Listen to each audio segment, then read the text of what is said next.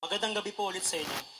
Ako po si Brother Rosendo Rain, taga Caloocan, Batch 3 graduate ng College of Divine Wisdom sa course na Bachelor of Secondary Education, major in English, noong 2017.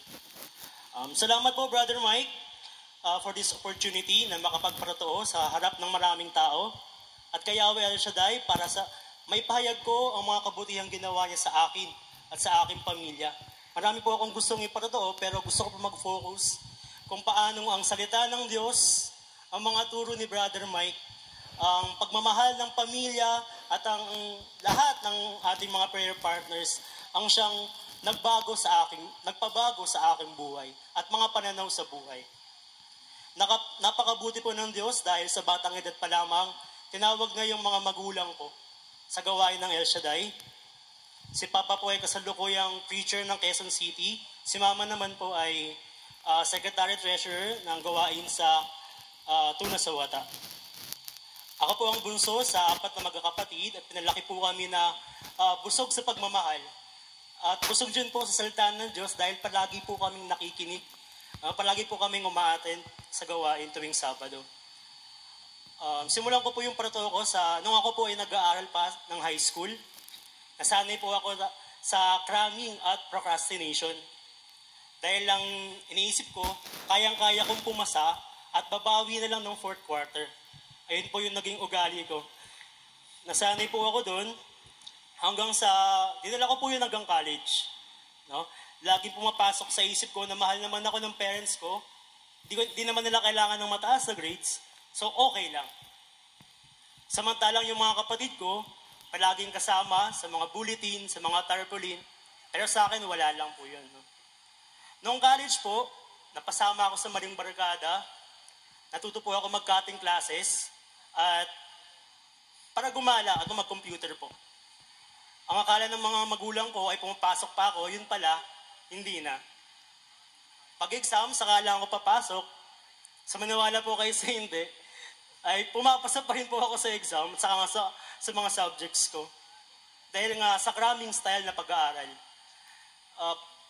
Isa pong na-realize ko habang nag-aaral ako sa CDW, no, na mali pala yung paggamit ko ng pananampalataya ako nun. Sinasabi ko sa parents ko na ipanalangin niyo ako tuwing may exam. Mali po pala yung ganun.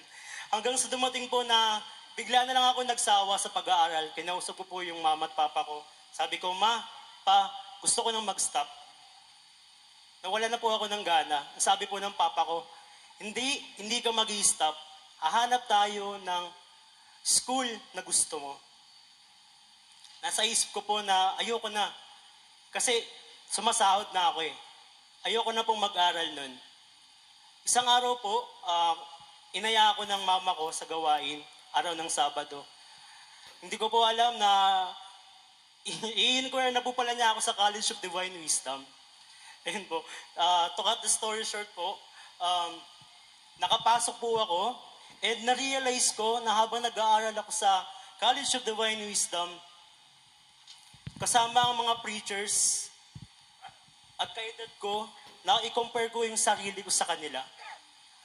Sabi ko, itong mga preachers na to, kahit na puti na ang buhok, gustong-gusto na lang mag-aral. Pero ako, tinitake for granted ko lang.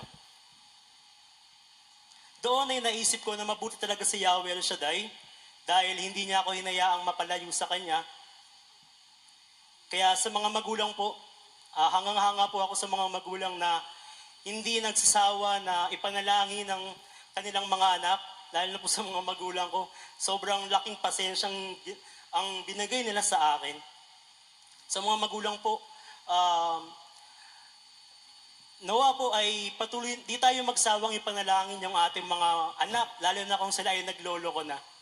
No? Bigyan po natin sila ng mahabang pasensya at unawain at maraming panalangin. Sa mga kabataan naman po, sa mga estudyante, lalo na sa mga estudyante sa mga estudyante na tuturuan ko po, it's all fun and games until life hits you hard. And kapag na-realize natin na may mga bagay na hindi natin masosolusyonan ng tayo lang. Always choose a good company of friends. Let Amen. me take this opportunity po to thank my parents.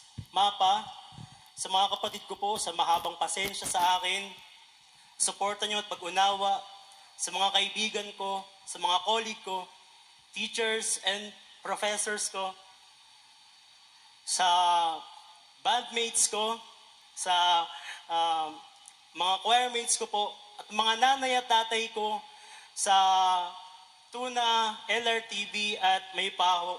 Salamat po. At kay Yahweh El Shaddai dahil pinapalibutan niya ako ng napakaraming tao na mabubuti at may takot sa Diyos. Amen. Sa pakikinig ng salita ng Diyos sa mga pangaral ni Brother Mike at patuloy na pananalangin ng aking mga magulang, nagbago ang aking mga pananaw sa buhay. Salamat sa Diyos, I am a new creation. To God be all the glory. Amen. Amen.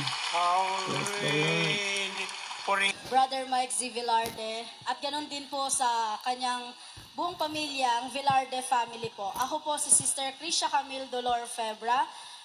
Ako po ay isa rin po sa produkto ng College of Divine Wisdom. Sa awat habag ng Panginoon, ako'y pinagtapos niya sa paaralang inilaban ng ating punong lingkod noong taong 2016 sa kursong Bachelor of Secondary Education, major in English. Ang nais ko pong ipagsigawa na kabutihan ng Panginoon sa aking buhay ay kung paano ako kinalinga at pinalakas ng ating Panginoon. Una po, katulad po ng nabanggit ng mga nagdaang sharer, ang kanilang pamilya po ay kasama nila sa gawain sa paglilingkod. Ngunit ako'y namulat na hindi po sila ang kasama ko. Gayunpaman, kung paano ako kinanlong ng Panginoon, nagpadala siya ng aking mga magulang sa gawaing ito. Na kung saan, yung auntie ko po ang kanyang ginamit. Naaalala ko po noon, when I was 3 or 4, ang tanging tumatak sa isip ko, pupunta ako ng chapel kung saan may gawain ang El Shaddai, hindi po dahil sa alam ko ang El Shaddai, kundi dahil alam kong may regalo akong matatanggap. Hindi ko po akalain anibersaryo po pala ng El Shaddai noon. Dumaan ang ilang taon, binalikan ko ang kapilya. Sabi ko, wala nang nagagawain sa dakong ito. Ngunit, bumulong ang aking ate. Meron na muli, kausapin mo yung panganay nating ate dahil nagsisimba na siya dyan. Sa madaling sabi po, yung aking ate ay pinunta po ako sa nakakatanda sa gawain. Noon po, yun ang aming coordinator na si Sister Ismer. Sabi ko sa kay Sister Ismer that time, natutuwa po ako na nakabalik ako rito.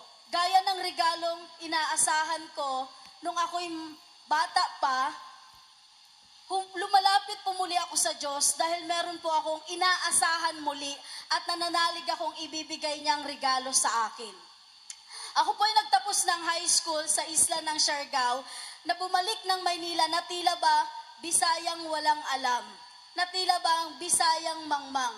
Ngunit nanalig ako sa pananampalataya ko sa Diyos na siya ang sasama sa akin at siya ang tutugon sa aking panalangin at siya ang babalikan ko upang muling hingin ng regalong aking iniisip sa kapilya po ng El Shaddai sa PNR po. Bumalik po ako, kinausap ko yung aming coordinator that time. Sabi niya, sumama ka sa akin sa malaking gawain sa Amvel. Haagahan natin sapagkat may kakausapin tayo. Pupunta kita sa College of Divine Wisdom upang nang sa ganon ay mapag-inquire or mag-inquire kami paano makapasok dyan. Palibas ay private school, ang alam ko po, eto na, bayarin na ito. Ngunit dahil naniniwala ako na itong eskwelahan na to ay nasa loob ng El Shaddai, matindi rin po ang paniniwala ko na kung hindi ko makuha ang scholarship, pwede ang promissory note. So anong maraming panahon, awa ng Diyos, nakuha ko po ang scholarship on the 2nd year. Gayunpaman, patuloy kong binayaran o hinuhulugan ng paunti-unti anuman po yung balanse. Pero napakalaking bagay na po at biyaya ng Diyos na dinala niya po ako sa dakong ito. Na kung saan mas lalo pong nahubog yung aking kaalaman. Na kung saan hindi ko man kasama yung aking mga magulang, alam ko na pinagdadasal din nila ako at alam ko na ang binabalik-balikan ko sa kapilyang ito ay totoong magulang nating lahat. Walang iba kundi si Yahweh El Shaddai. Nakasalubong po namin si Brother Ray at sa madaling sabi nakapag-aral po ako sa kolehiyo sa College of Divine Wisdom po. Hindi niya lang po ako pinagkalooban ng libreng tuition fee. Pinagkalooban niya rin po ako ng regalong hindi ko man, sa tingin ko hindi ko deserve, pero hindi na ito dahil sa kagalingan ko, kundi ito ay dahil na po sa kabutihan ng ating Panginoon. Pinagtapos niya po ako at binigyan niya po ako ng lisensya. Ngunit ilang buwan lamang ang nagdaan nung ako po ay nakapagtapos sa College of Divine Wisdom. I guess 2 or 3 months after the graduation ng April 2016, habang nag-aaral, patuloy po ako naglilingkod sa Diyos bilang Assistant Secretary Treasurer when I was 19 years old. Hindi ko po alam ang gagawin ko. Gayunpaman, yung aming Secretary Treasurer, sabi niya, sige lang, maglingkod ka lang. Gaya ng pagpapatapos ng Diyos sa akin, patatapusin ka rin niya. Indeed, by 2016, nakapagtapos po ako. And again, after 2 months or 3 months po, meron po na namang regalo ang Panginoon. Pagbalik ko sa kapilya ng Taguig, kami po ay nakatira na dito sa Parañaque, meron na namang paraffle si Lord. Pero this time, hindi na po regalong laruan. Ang paraffle ni Lord ay yung pag-reorg ng mga manggagawa niya. Sa awa at habag ng Panginoon, di ko man po alam ang gagawin, nabunot ako bilang coordinator ng gawain ni Yahweh El Shaddai. Hindi ko po alam kung ano ang gagawin ko. I was 21 that time. Pero sabi ko, Lord, ang sabi mo ay just say yes at ikaw na ang bahala. So sabi ko, yes, Lord. Pagtingin ko noong unang meeting, Lord, puro po sila matatanda. Ano pong gagawin ko? Yun po pala, hindi lang isang magulang o 2 magulang, napakaraming magulang ang pinadala ng Panginoon sa atin. Yung ating mga preachers, sila po ang naging gabay, sila po ang nagpalakas sa akin sa panahong hindi ko na alam, brother, kaya ko pa ba? Brother, tama po ba na isuko ko na po itong coordinatorship na po na ito kasi hindi ko na po minsan napupuntahan ang gawain dahil po sa aking trabaho naman na binigay ni Lord dito po sa Parañaque bilang public school teachers. Pero napakabuti ng Diyos sapagkat nilapit niya ako sa tamang tao. Ang sabi ng aking kapatid, magpatuloy ka sa paglilingkod mo. Hindi mo isusuko ang pagtuturo dahil yan din ay binigay sa iyo ng Panginoon. At the same time, hindi mo isusuko ang paglilingkod dahil alam kong yan ang nais ng iyong puso. And yes po, since 2016 hanggang ngayon po, patuloy po ako naglilingkod sa Kanya. Bagamat marami akong pagkukulang, patuloy niya po itong pinupunan. Bagamat maraming trahedyang dumaraan, patuloy niya po akong inilalaban. This 2 years ago, 2022, April 26, 2022, hindi ko po makakalimutan yung plot twist na binigay po ni Lord sa akin para subukan siguro marahil kung hanggang saan ang aking pananampalataya. Bilang grupo, ang nais po namin ay maturuan at matuto ang aming mga estudyante. That was pandemic at ang mga bata ay di po namin mahanap. Nagkandak po ako ng remedial program upang nang sa ganon ay matutukan ko po yung mga batang tinatawag po naming learning at risk or malapit na po silang bumagsak. Gayunpaman, sa aming bahay sa Cavite ako umuwi, papunta po dito sa aking trabaho sa Parañaque, hindi ko na po nasalba yung mga bata sapagkat ako po ay nabangga na po ng van habang pinagmamaneho po ako ng kuya ko sakay ang motorsiklo.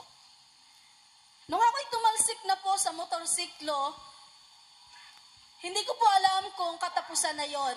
Ngunit ang sabi ko sa Panginoon, Lord, naaalala ko yung turo ni Brother Mike sa amin. Ang sabi ni Brother Mike, humingi ka sa Panginoon, ibibigay yun sa'yo ng Diyos.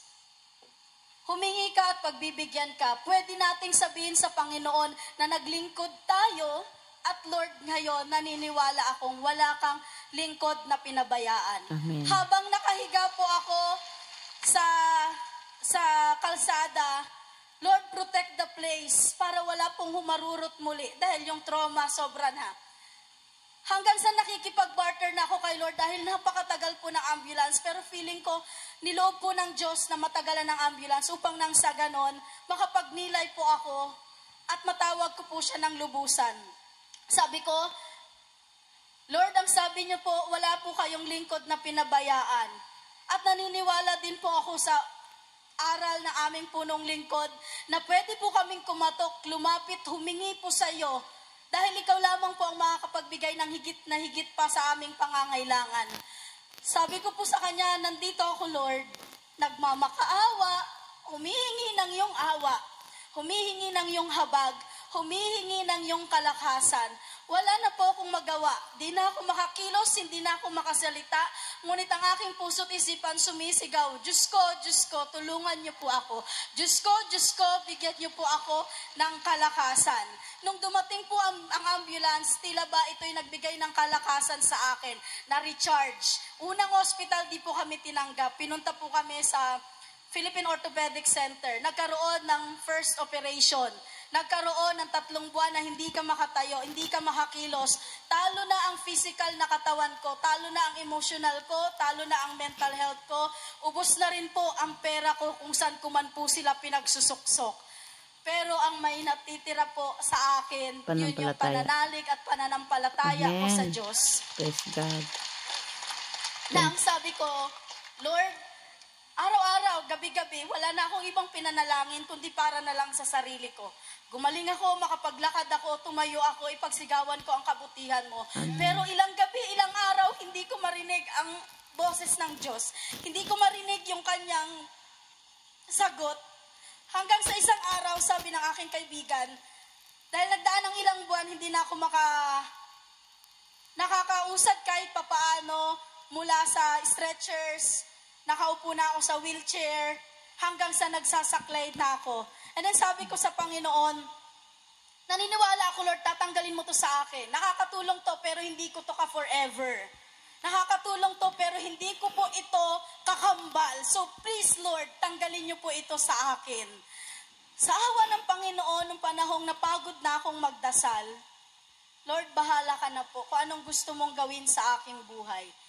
Doon po pala papasok yung tinatawag nating prayer partners. Ang sabi ng isang prayer partner sa akin, alam mo, sinabi ko sa magulang ko yung nangyari sa'yo, at during rosaryo at sa prayer request nila, sinasama ka nila. Ang sabi ko, alam mo rin, kaya siguro ako nakakausad, yun ay dahil sa inyong mga panalangin. Amen. Money alone, wala po tayong magagawa. May pera man, mauubos din. Dumaan ang rehab. Sabi ko, Lord, meron na lang akong pang-2 session na natitirang pera po. Pang-2 session, pero yung sessions na natitira pa sa akin, dapat 10 sessions pa or more. Hanggang sa pagpasok ko po ng ATM sa machine para kunin yung last 2 pangbayad sa 2 sessions, nakita ko po, ang daming laman ng ATM ko. Sabi ko, saan galing ito? Diyos ko. Pero gayon pa man, Ama, maraming salamat po. Hindi niyo po ako pinabayaan. Amen. Natapos ang isang batch ng session, dumating yung pangalawa. Lord, wala na naman po akong pera na. May kumontak sa akin. Kapatid, ito ay bigay ni ganito. Magpasalamat ka na lang sa Kanya. Lord, tunay nga na Ikaw ang kumakalinga sa aming lahat. Ikaw ang nagbibigay ng kalakasan sa amin. Amen. Nung ako po'y nakakatungkod na po, wala na ang aking saklay. Dumating naman po ang Panginoon sa punto na kini-question ko na ang buhay ko kung ano pa ang purpose nito. Hanggang sa isang araw, pinadala niya po sa akin ang isang estudyanteng nagkasakit. Yan ang purpose ng buhay mo, kaya kita binigyan ng pangalawa Praise pang God. buhay. Tunay nga that my God is He is my refuge and my strength. Hello. Maraming salamat, Panginoon, sa kalakasan na kaloob mo, sa pagkalinga mo sa amin, Second life. sa pagmamahal mo sa amin. To God be the highest glory. In Jesus' name, amen and amen. Amen. Purihin ang Panginoon. Pamilya Velarde, ang pamilya ni El Shaddai around the globe. prayer partners at mga magigiting na manggagawa sa ubasan ni Yahweh El Shaddai. Pinagpalang gabi po ng araw ng kagitingan.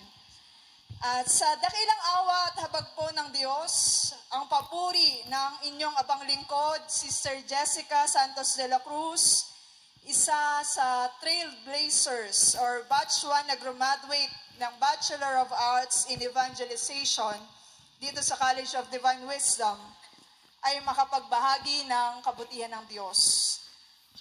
Tunay nga pong now is the time of God's favor and salvation. Katulad po ng trending kahapon, may mga nagsabi po ng solar eclipse ay tanda ng pagkagunaw ng mundo. Pero narito po tayo ngayon, buhay at ang parusiya, pero pinaunawa sa atin na walang nakakaalam nito. Iba ang oras ng Diyos, ang kairos, o sa oras ng tao na tinatawag na Kronos.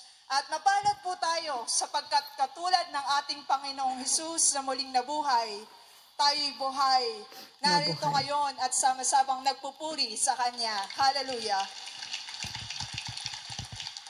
At a very young age po ay naging mulat po ako sa pagdalo at paglilingkod sa banal na gawain ito dahil sa aking mga magulang. At yan din po ang aking buong pamilya ay aktibong naglilingkod sa prayer group at chapter sa Paumbong, Bulacan. Lagi po akong may sulat na prayer request at nagtatabi mula sa aking 10 pisong baon para sa aking love offering.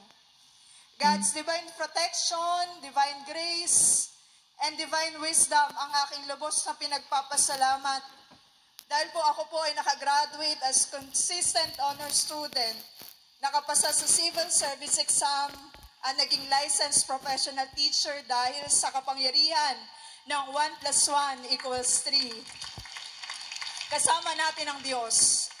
Ayan. Isang particular na panalangin ko po in which I reflected na 3 yung naging tugon sa akin ng Panginoon. Katulad po ng awit. Ang magkaroon ng katipan na mamahalin at magmamahal sa akin higit pa sa kaya kong ibigay, natatanggap sa akin sa kabila ng aking kakulangan, at syempre, gwapong tulad ni Brother Mike.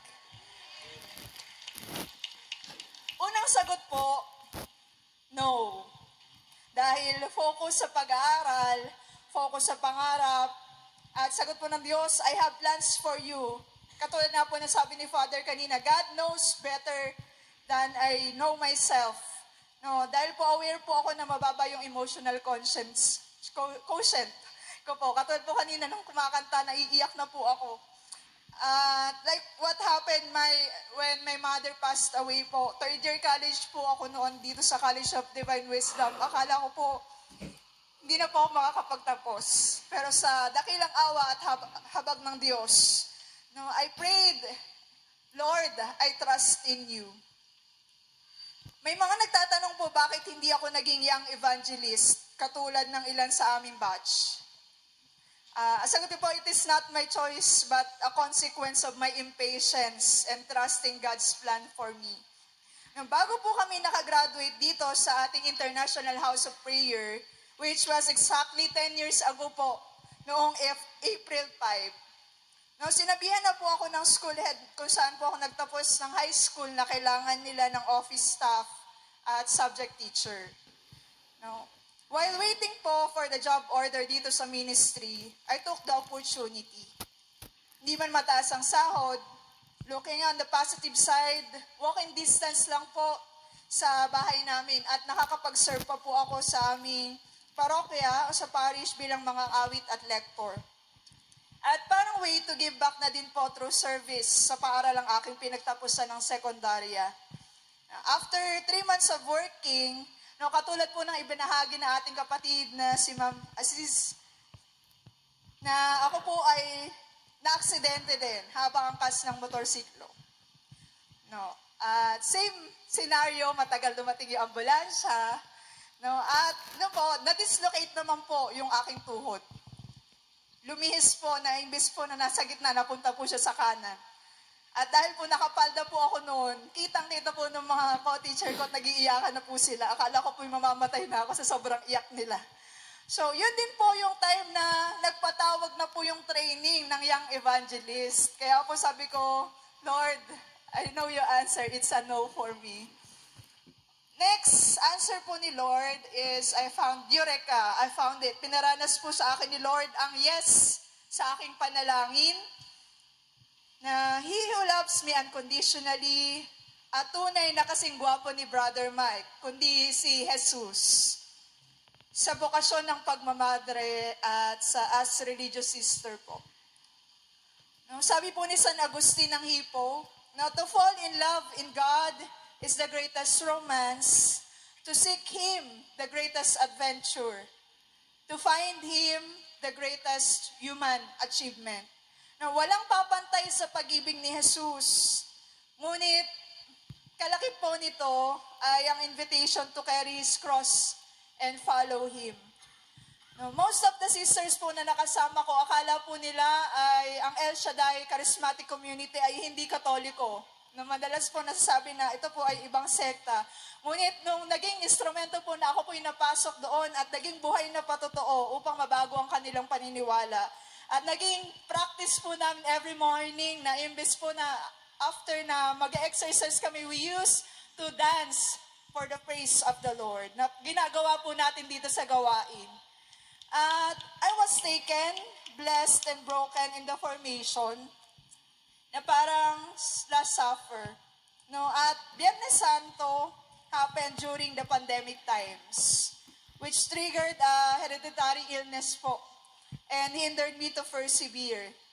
Na nasa Tagaytay po ako noon, malamig, pero grabe ako kung pagpawisan. Nagpapalpitate po, then biglang babagal ang pagtibok ng puso ko. Nanginginig ang katawan na parang may Parkinson's disease. Dahil lockdown, matagal bago ako napatingnan sa espesyalista at binigyan po ako ng 3 option. No? Lifetime medication, which is the easiest. Kaya po, unfortunately, namamantala at nahihirapan po akong huminga. Kaya pinahinto po nung doktor. Every month po ay kinukuhanan ako ng dugo to test. At nung May 2022 na po, kailangan na daw po akong operahan at alisin ang aking thyroid. At may catch pa po, hindi lang po yung isang matatanggal, maapektuhan, pati po yung vocal cords ko. Which, ibig sabihin po yung ginagamit ko para sa pagmimisyon, sa pagtuturo, sa pagpapahayag ng salita ng Diyos, at sa pag-awit ay mawawala din sa akin. Iniyak ko po yun sa Panginoon sa harap ng Blessed Sacrament. Sabi ko, pinagkalooban niya po ako ng kapayapaan. Again, sinabi ko, Lord, I trust in you. I know your time is always perfect.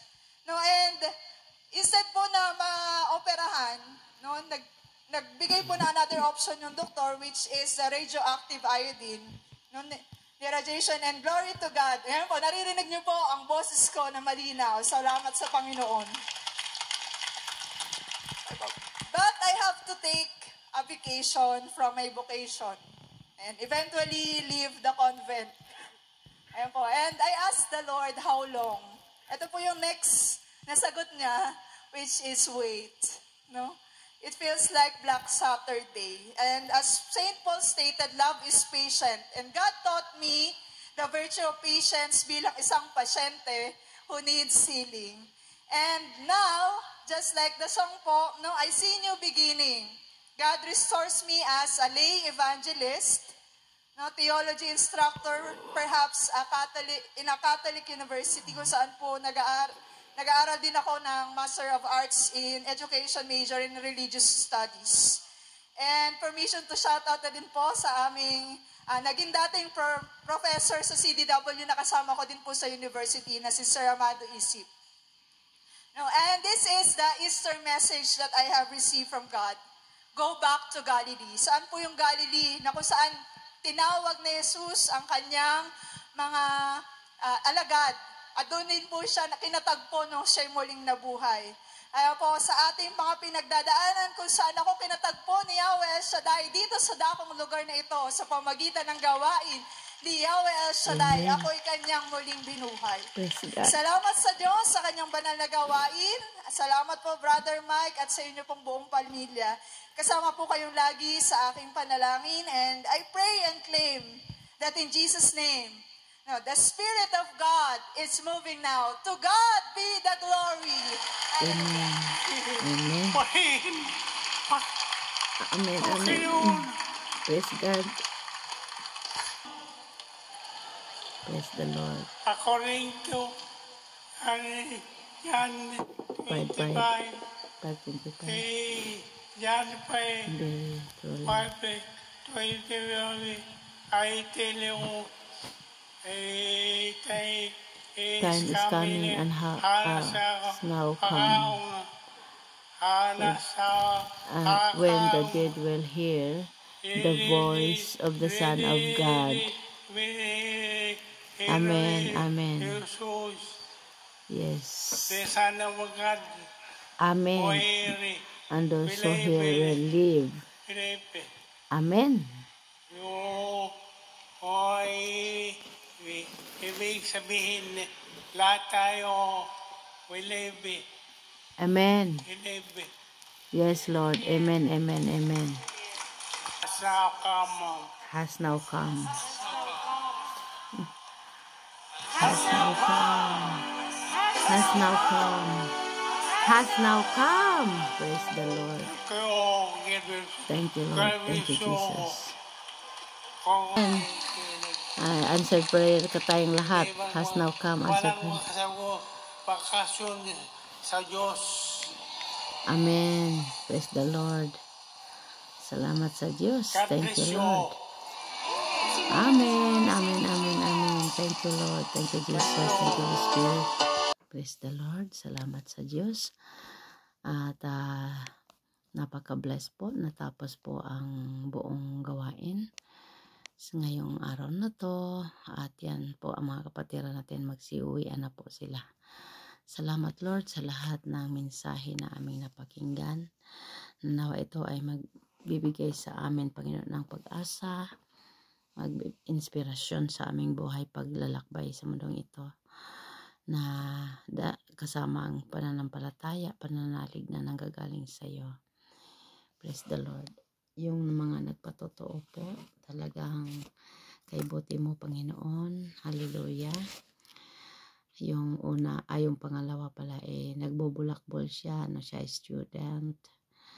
Tapos yung pangalawa naman teacher siya, nakatapos ng teacher doon.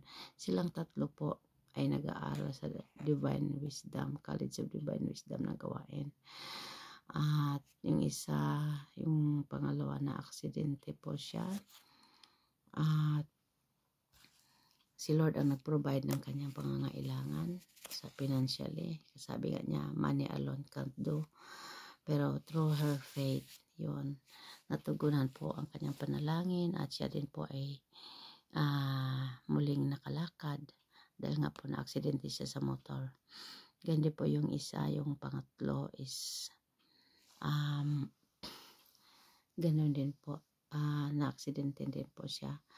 Pero sa biyaya ng Panginoon, siya po ay gumaling din at nagkaroon din po ng pag-asa. Salamat, maraming salamat. Nawa po lahat ng mga pakinig dito sa ating mga recorded magkaroon din po ng inspirasyon, mabless din po at tugunin ni Lord ang kanilang mga kahilingan. Maraming salamat po. Lord, i-bless mo po ang mga kahilingan ng aking mga kapatiran. At sa mga nanonood sa ating live broadcast sa araw na ito, April 9, 2024. Thank you all. Thank God, and thank you all, and God bless you all more and more. Amen. Amen. Salamat po.